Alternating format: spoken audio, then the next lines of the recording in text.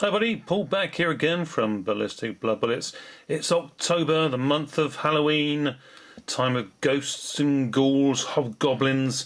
So what a better time than to check out some old school horror films, and not just the regular kind, just have a look at some that perhaps might be new to you, unknown to you, or classic old ones that you're familiar with but different releases, different versions.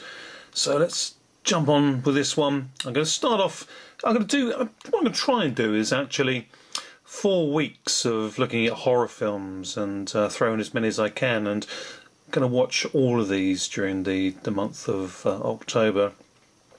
And start off with films back in the 60s, get into the 70s, 80s, and into the 90s, and maybe a little bit newer. So some good old-fashioned horror movies, and 4 weeks of it. So let's dive right on in, and we're going to start in the 60s, and we're going to start with a movie from 1964 called Slaughter of the Vampires.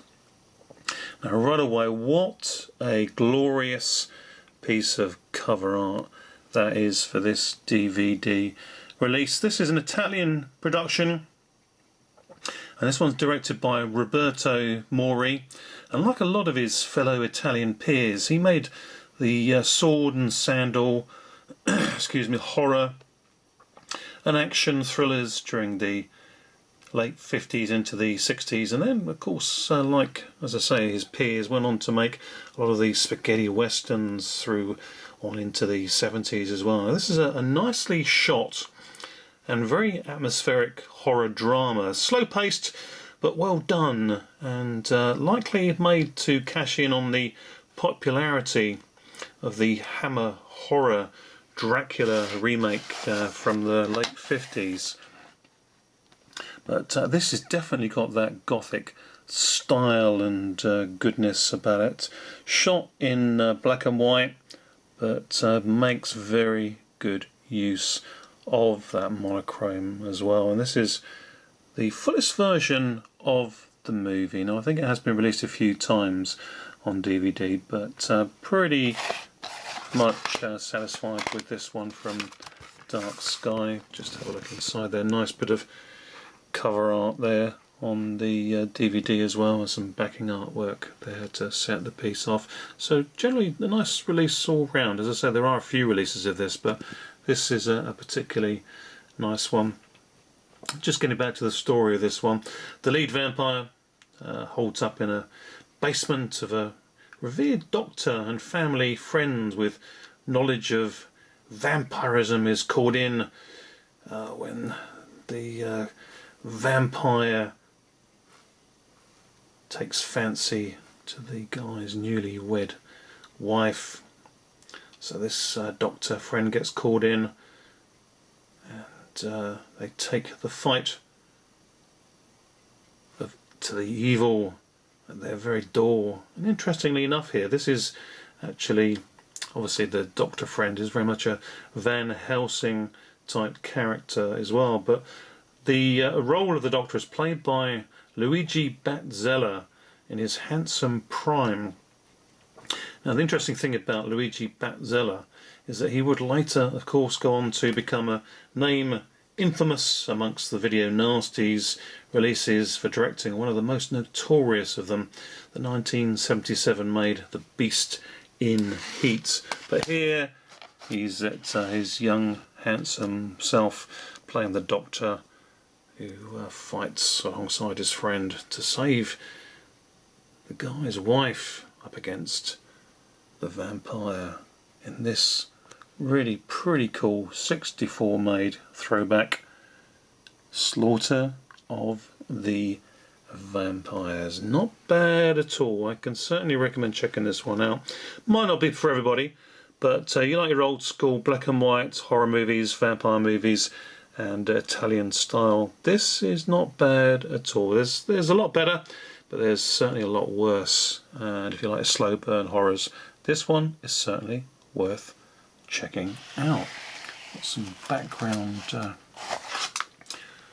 booklets there we'll touch on momentarily when we look at some more of these movies. They link into what I've got to show here. Here we've got a 2-movie, 1 DVD disc set, again of 2 old school horrors, but diversely different, but both extremely cool if you like your old school black and white stuff, along with some colour thrown in here, Technicolor no less, with the Ghost. So let's talk about the Ghost first.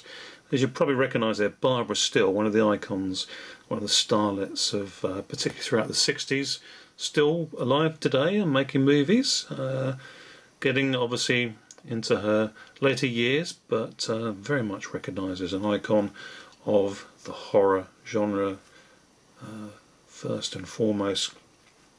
But the Ghost from 1963 in Technicolor, it's another old school, very well shot gothic horror, making great use of the beautifully lensed Technicolor, as I say, of the time. And this one starring Barbara Steele here, and has her as the wife of a driven doctor who is experimenting with poisons to cure him of his paralysis that resigns him to a wheelchair.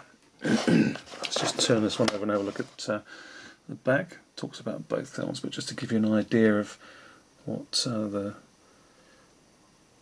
movie contents and extras of this double movie feature release are, if you want to have a look through that.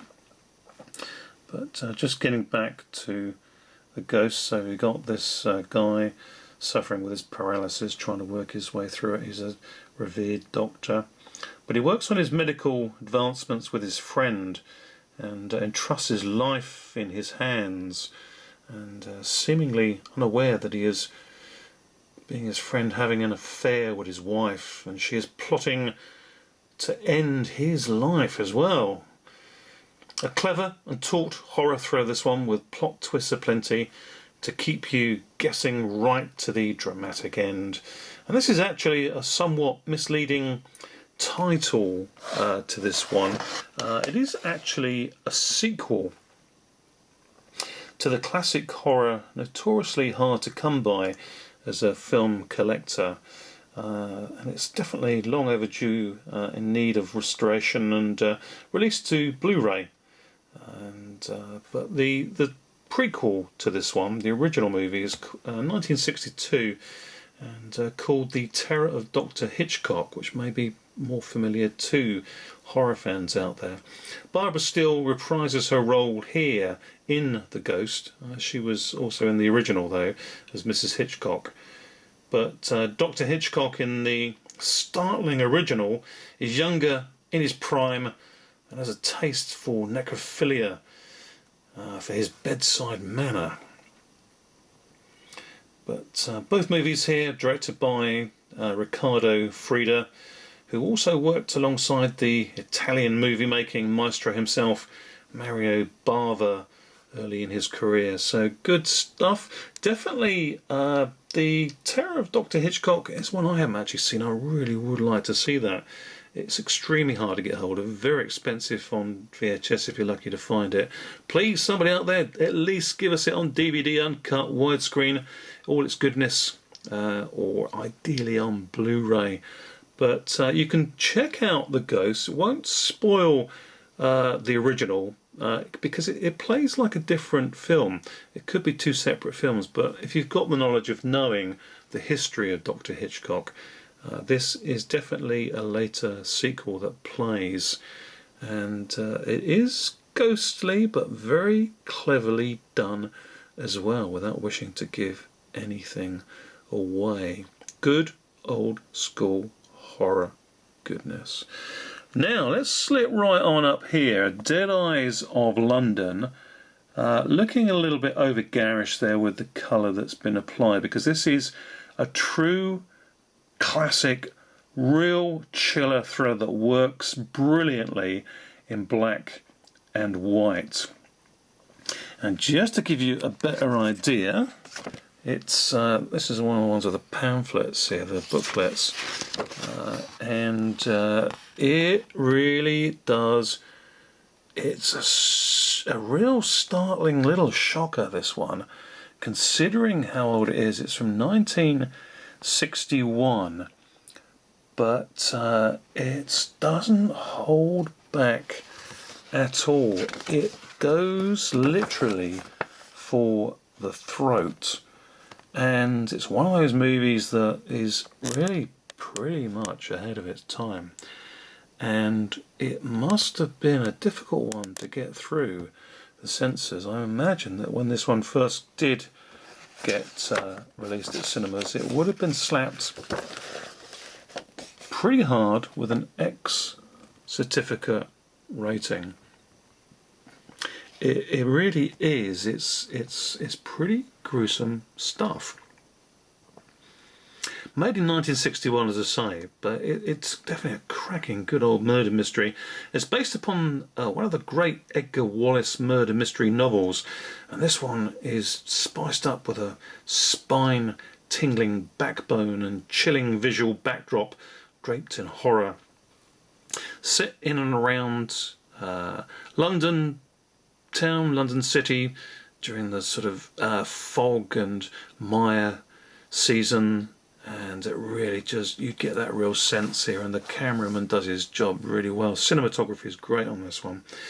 Such a good visual backdrop, as I say.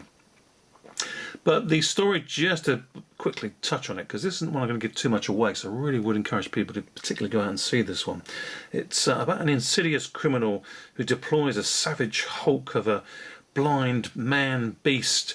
And we're not talking David Banner here, we're talking about a real grisly individual known as Blind Jack, who sets out to kill for this insidious criminal so that the guy can claim insurance money on their deaths.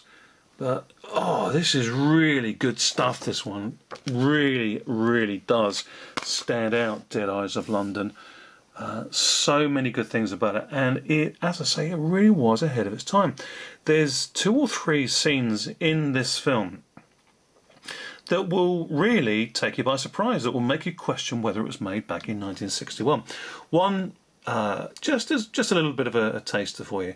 There's a sequence where one of the guys is brushing his teeth, innocent enough, but we get a shot of him cleaning his teeth where the camera is inside the guy's mouth, looking out through his teeth at his hand with the brush cleaning his teeth. That is pretty incredible, and when you see it, it's really very pioneering.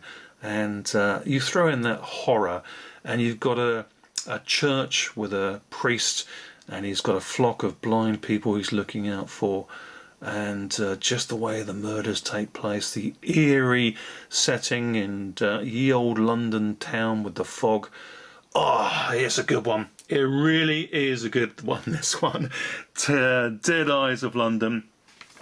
Highly recommend this one. Really very good indeed, and it's one that I will definitely go back to and check out with some regularity. A real thrill to finally sit down with this one and check it out. So please do, if you get the opportunity, seek out Dead Eyes of London. Okay, let's now move to a little bit of sci-fi horror. More sci-fi than horror, but I think you'd agree it does still come under the category of horror, because again, another classic. This is the original Invasion of the Body Snatchers. Now, I know this is one that people have seen and talked about, and you're thinking, why am I showing this one? Well, the reason I want to show this one and talk about it briefly is because this actually is the colorized version of the movie. Never seen it before, didn't realise that it was colorized. You get here on the disc. Just have a look. There's nothing, there's no backing art there or anything, but you get the nice little bit of added colour there on the DVD. But this disc is actually, you're able to check out the movie in either its original black and white, or you can go for the colorized version. I know, like myself, I agree with pretty much all of you will be probably shouting at the screen saying, why the heck are you watching a colorized movie?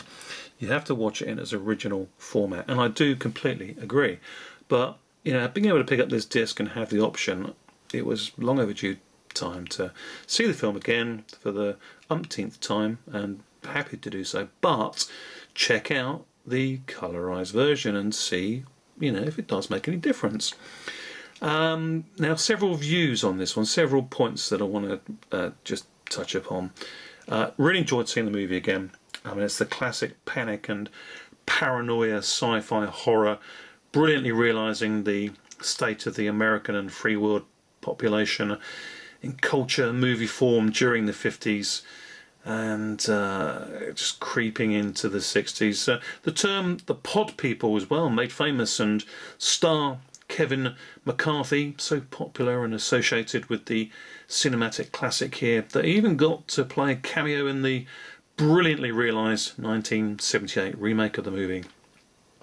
But here, having chosen to watch the colorised version, and on the whole the process works pretty well, I have to say, and gives a new literal lease of life to the film. Blending in quite naturally and retaining grain to allow it to seem shot in colour back in 1956. And there's several scenes, including seeing the alien green pods and the birthing of the human clones, actually enhances the eerie vibe of the movie. But what curiously still makes the original black and white version the best way to experience the movie, though, is that it is properly rendered in its widescreen formats, whereas this colour release, for some unknown reason, is actually shown here in a full screen pan and scanned version. Unforgivable. And the difference, curiously though, is apparently about so many little silly things that just throw it apart from the black and white one. It's just no comparison. Just lots of words there, because it has annoyed me. If you're going to do a colorized version, okay, it won't be agreeable with everybody, but at least do it right. For goodness sake, you actually have got a good movie that has been colorized but completely ruined by just squeezing the picture into a boxed format and cutting out so much of the image. Unforgivable.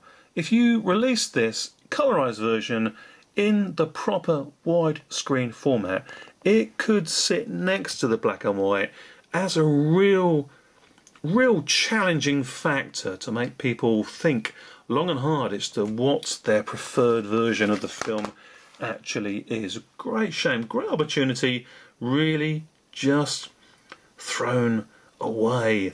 And interestingly though, another little thing is that apparently the colour version runs about 5 minutes longer.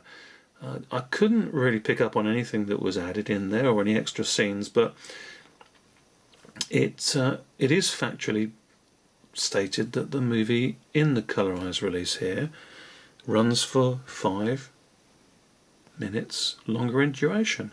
Very curious indeed about that.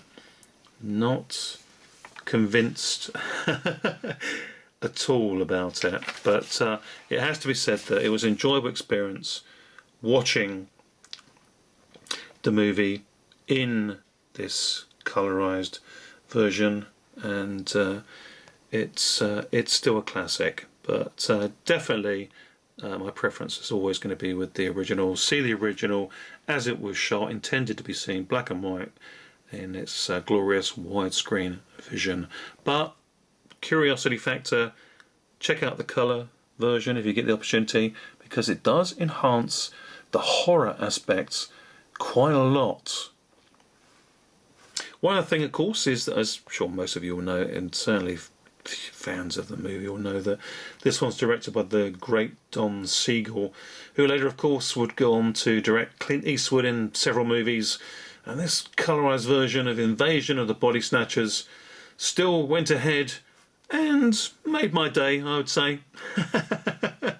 But as I say, preference is always going to be for the original black and white version of Invasion of the Body Snatchers. Good stuff. Okay, let's just close out then. One more, another old school classic. And this one was pretty new to me. Spent quite a while searching it out, but very pleased that I did. Anybody who's seen this or any of the ones we've just talked about, do always please leave your thoughts in the comments section below, or any questions you may have. Very happy to answer those questions best as I can. But Terror is a Man, this was a cracker as well. Really right up there for, you know, discovering it for the first time, reveling in it, enjoying it, never looking at the clock once. Good old school filmmaking. This one's back in 1959, and it's the first full horror film to come out of the Philippines, and the father of the cheesy Blood Island shock fest shockers that would later follow, starring of course John Ashley. And Ashley would later go on, of course, to form a friendship with the director or co-director of this one, Eddie Ramiro. And they would later go on to make quite a lot of movies together. And they started off with the Blood Island movies, which I'm going to look at in probably next week, so we'll touch on some of those as well. But John Ashley, of course, would, after he'd spent his time living and making movies in the Philippines, then went back to America and would go on to become a producer. And he, of course, produced the A-Team and be the voice for the show's classic opening credits voice. Dialogue, of course, if you've got a problem, you can find them. Maybe you can call the A-Team, or you can hire the A-Team. That was John Ashley. Yeah, he was not a bad actor, made some good movies. What a great classic voice though. Really very good indeed. Terror is a Man may not have John Ashley, but it is an A-list B-movie, taking the familiar themes of the island of Dr. Moreau and giving us a terrific black and white shot horror of mad doctor, remote island, and a man-beast abhorrent in the eyes of God. Really good old school classic black and white horror goodness. Really did enjoy this one. Really very, very good indeed. It's got a very nice or neat, quirky little gimmick with it as well. Very much in the style of the William Castle gimmicks of the time as well. This one has a bell that sounds during the film. And the management, they put up at the beginning of the film, quite funnily, quite quirky, a guidance warning for the audience, which states something along the lines that it's such a terrifying scene, you'll need to close your eyes, and to help you, we'll make the sound of a bell. When you hear that sound, close your eyes if you're of a sort of easily scared nature. And when the bell rings a second time, you can open your eyes. But during that time, this scene of vivisection, a real gore scene, a real actually shot piece of medical vivisection does come up on screen. Quite startling. And for sure, if they release this film again today, other than this DVD here, it's possibly going to have some difficulty with a censor. Interesting one, but it's a very clever little gimmick for the movie with the sound of the bell. But overall, very good. All of these movies really have had a good time over this last week watching these, and wanted to share them with you. And as I say, welcome everybody. Please do share your comments. Let me know if you've seen any of these. You know, really want to talk about these films. If you haven't seen them, like to know more about them, leave me a comment, and I will get back to you right away with great pleasure. Just very quickly there, we got the Terror is a Man booklet there. No pictures on that one. It tells you about the film itself and the history of it and the making, and it's just so good.